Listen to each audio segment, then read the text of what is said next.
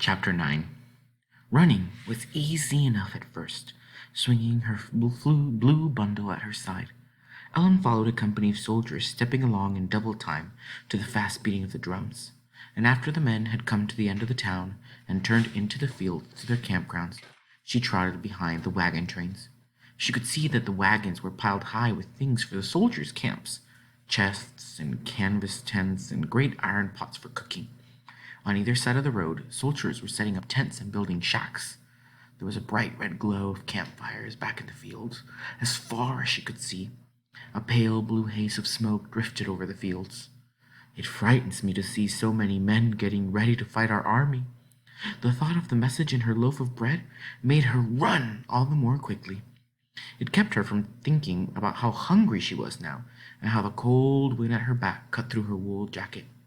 But after she had passed the noisy hubbub in the fields around the camp, Ellen slowed down, for the road was rough, and there were no drums beating a quick march to help her hurry. "If I can't run all the way to Elizabeth," she panted, "at least I can keep up a fast walk. I'll get there before dark."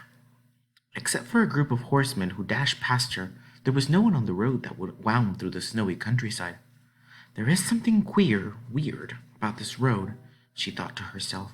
"It looks like the roads back home, but it's different."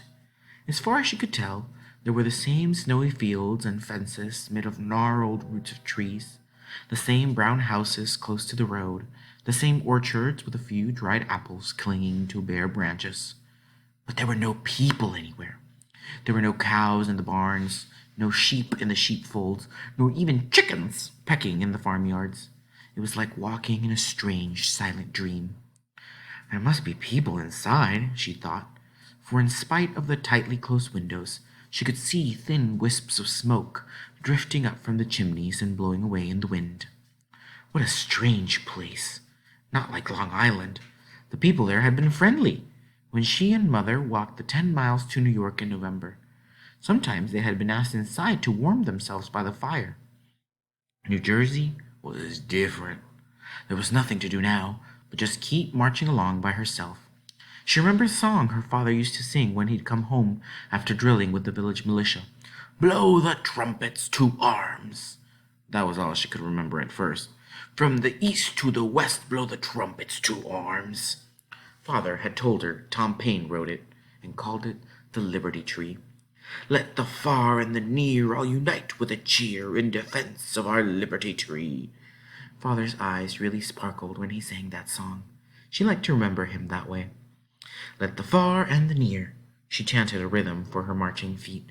"Let the far and the near all unite with a cheer in defense of our Liberty Tree. Let the far and the near all unite with a cheer." Her voice grew strong as she sang it over and over. "In defense of our Liberty Tree." Keeping time to her song, Ellen rounded a bend and stopped short at what she saw. The road disappeared in the woods. She had seen the woods ahead, but she hadn't thought that the road would go right through the middle of it. Since the winter branches were bare, she could look deep into the forest of brown tree trunks and evergreens. Trees beyond trees as far as she could see. They seemed to go on for miles. The lonely road curved around a huge pine tree and disappeared. Everywhere there were sure to be unknown dangers, prowling animals, bears, thieves.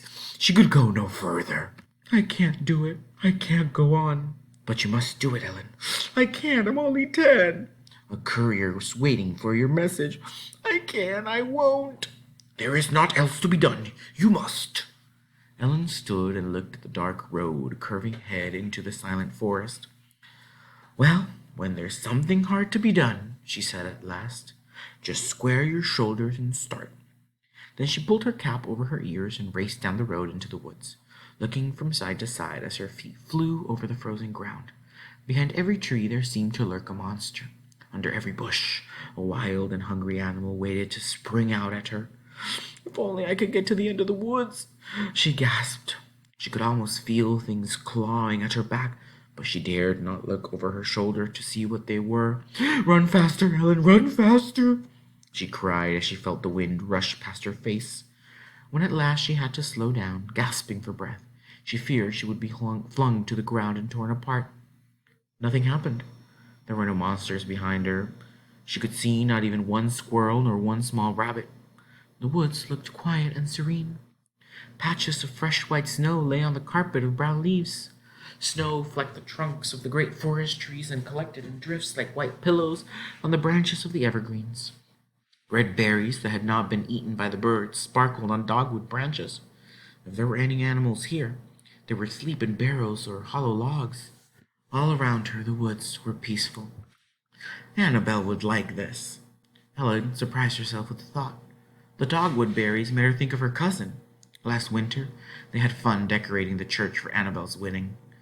When they went to the woods to gather greens and red berries, Annabel had cried out happily, "Why, the forest is more beautiful in winter than it is in summer." The forest was beautiful, and Ellen was no longer afraid of it. As she trotted along, she realized she no longer was fearful at all. After a while, the quiet was broken by the sound of a dog barking and the thudding of a horse's hoofs on the hard dirt road. Ellen looked over her shoulder and saw a small dog jumping angrily at the heels of a skinny old horse. Paying no attention to the dog, the horse plodded along heavily. The steam from his nose looked like the steam from a kettle on the hearth. The rider was a man so thin he seemed to be made of sticks and kindling wrapped in a fluttering coat. His chin rested on a bunch of straw at his throat, and a long pointed nose seemed to hold it in place.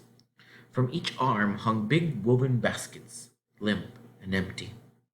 Ellen slipped behind a pine tree, but the little dog had seen her and ran in circles about her feet, barking wildly. "Why you hiding there, boy?" the man called out in a thin, high voice with a twang at the edges. Ellen held her breath. "Are you a neighbor or a runaway?" asked the man suspiciously. "You got a gun?" "I'm not a runaway," said Ellen, "and I haven't any gun." "Then come out and show yourself." Slowly, Ellen stepped out from behind the tree. She could see now that it was not a bundle of straw at his throat. It was a dirty, scraggly beard. More straw-colored hair hung down his back in a bushy clump. "What's that in your hand?" The man seemed to talk through his long nose. "Only a loaf of bread." Ellen held up the blue bundle for the man to see. The dog barked and jumped for it so wildly, she had to hold it high above her head to keep it away from him. "Where are you going?" "To Elizabethtown." "To Elizabeth? 13 miles?" He whistled through the space where his two front teeth were missing. "You'll never make it. And besides, it'll be dark as pitch before you get to Elizabeth." Helen stared at him. "Did you say 13 miles?" she cried. "I thought it was 10, and I've walked 2 or 3 miles already." "It may be 10 miles as a crow flies, but it's 13 miles by road from Amboy. You've walked about 2, I'd say. That leaves 11 more to go." Helen was too disappointed to say another word. Perhaps the man was wrong. "Well," he grunted as he wiped his finger across the end of his nose, "my house is only a half-mile from Elizabeth. Get up behind me. I need a helper to hold these baskets." As if he had understood what his master said, the horse turned his head to look at Ellen and snorted disapprovingly through his big loose lips. Ellen jumped back. She had never ridden a horse before. "Step lively, boy," the man spoke crossly, annoyed. The horse rolled his eyes and shook the leathery skin that stretched over his ribs.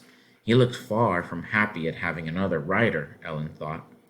And the man did not look friendly either. But she never could walk 11 more miles. Since there was nothing else she could do, she'd have to take the ride. The farmer slipped his foot from the stirrup and reached down a bony hand to help her. "How do I climb up?" Ellen asked. "Never been on a horse before?" cried the man in surprise. "A big boy like you?" "No," said Ellen.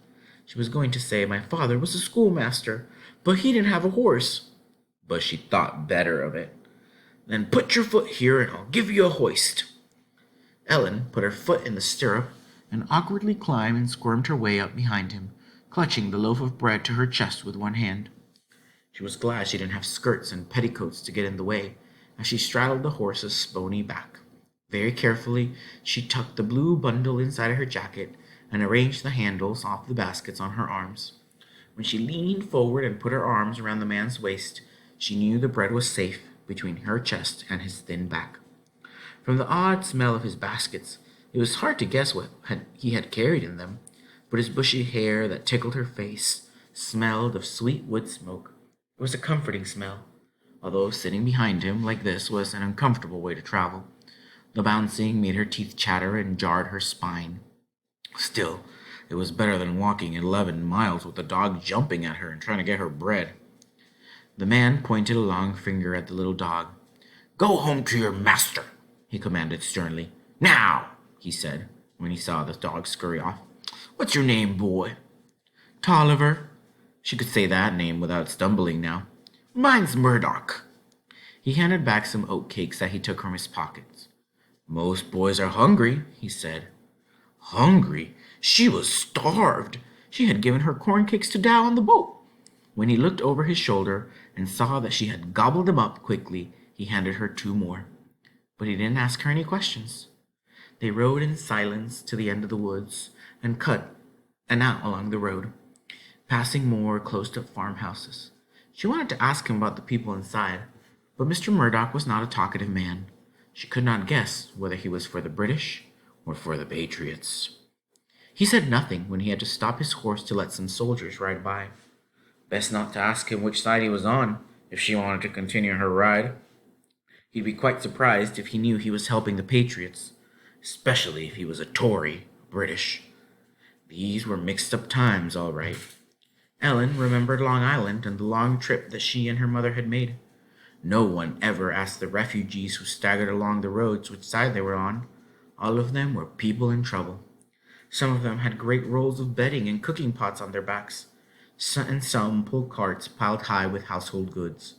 On top of everything rode small children in baskets, and the old people. Farm people along the way were kind to them.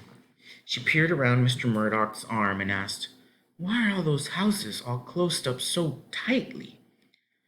The question seemed to make him angry.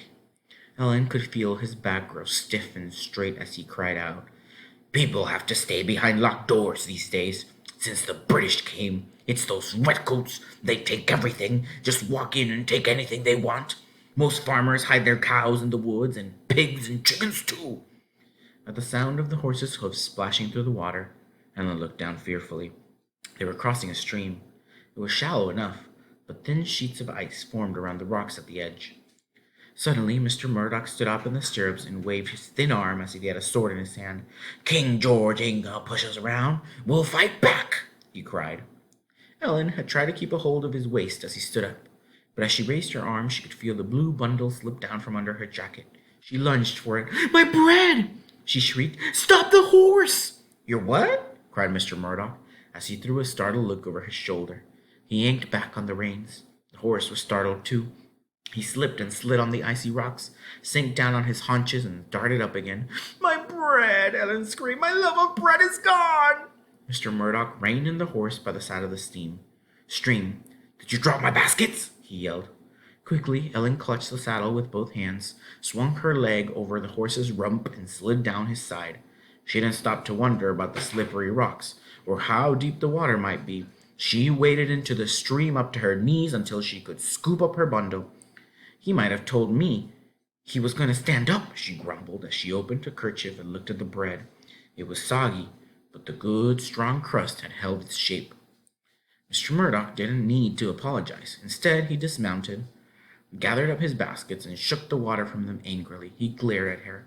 "Why did you drop my baskets? It was just lucky they weren't filled with the leather hides I took to Amboy." Ellen hung her head, but she felt defiant. Why, it was his fault, she thought. He should have told her he was going to stand up. "You made me drop my bread when you stood up," she declared stubbornly. "I had to get it before it floated away and was lost." "That was a witless thing to do. Happens my wife would give you another loaf." "This is a present for an old man's birthday. My mother baked it this morning," Ellen said hastily. "But I'm sorry I dropped your baskets." "Come on, then. Climb back on the horse," he said.